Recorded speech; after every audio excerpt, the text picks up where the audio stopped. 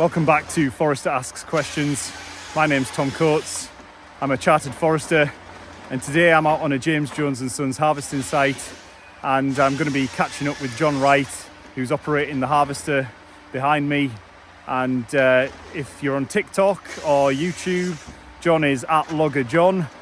He's a little bit of an influencer on social media when it comes to timber harvesting. And I just thought it'd be a really good opportunity to talk to him about the good things, the bad things, and how he got into timber harvesting. I really hope that you enjoy this episode, and please feel free to click like and subscribe.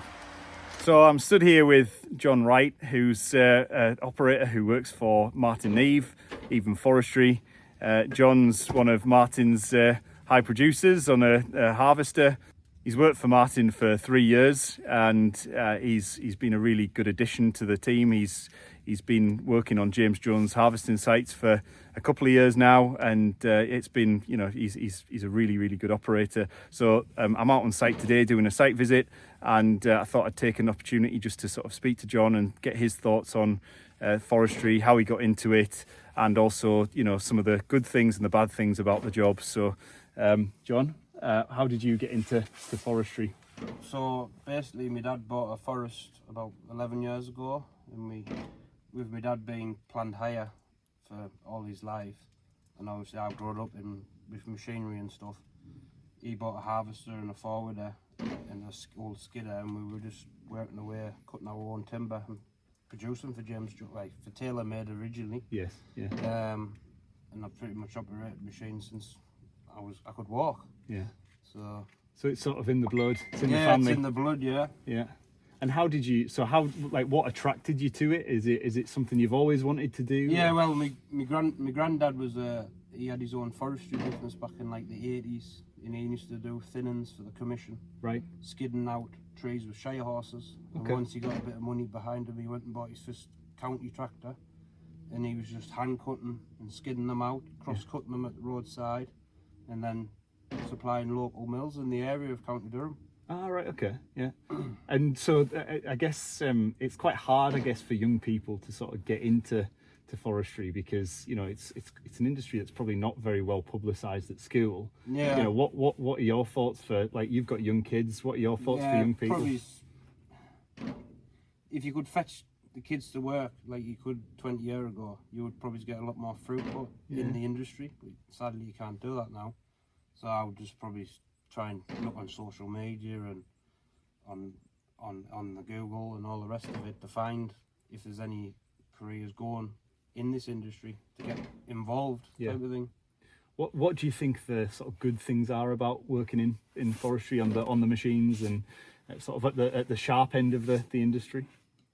The good things, I mean, you're always working outdoors. You got to be an outdoorsy person to be outside all the day and all the elements. It's not all sunshine and living the dream. You got to get out when it's raining and fix the machine, change a hydraulic pipe. It's not all good, but it's not all bad at the same time. I like a bit of working by myself, plenty of time to think when you sat on a machine. Some people don't like it. That's maybe one of the bad points, because you're working by yourself a lot of hours every day. But at the end of the day, if you got phone signal, which is quite a luxury in forestry, you can ring your friends and you can do whatever you can to keep your mind focused and crack on with your day's work. So, and what about bad things? I guess, have you got any sort of the sort of harsh realities of the job? I guess you've touched on weather and weather, long hours. It's a driving industry. You got to put the hours in, because obviously these machines cost a lot of money. So you got to put the hours in to produce the timber. What pays for the machine, which in all this, it keeps you in a job. So and what about I guess if you were to give advice to young people, like what sort of advice would you give them in terms of how to operate the machines? And like you touched on hours there, for example, what's the expectation on hours? Like generally I work anywhere from 12 to 15 hours a day, every day. Which is a long time. But you're not set to that. if you work, I like to have a short week, so I would work Monday to Thursday, and I would probably be over 50 hours working.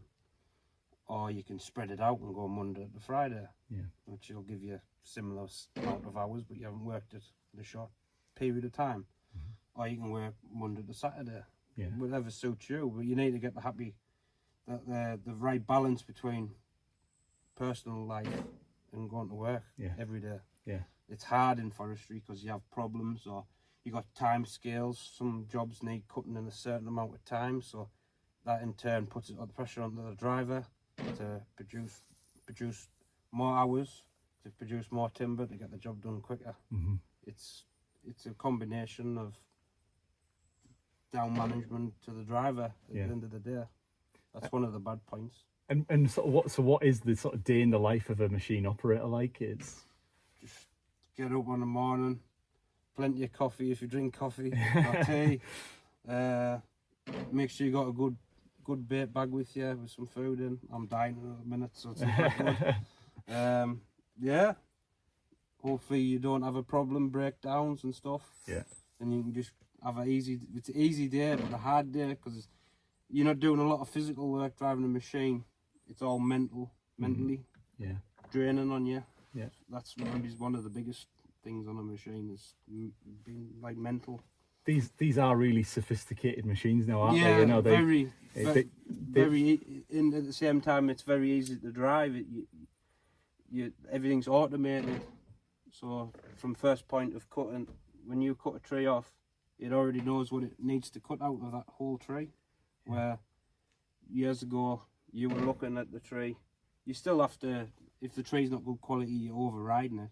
But in all honesty, the machine, if the tree's good enough, the machine will do everything for you. You just got to put it in the right place to cut it. So, and in terms of production, what sort of level of production are you aiming for on a weekly basis?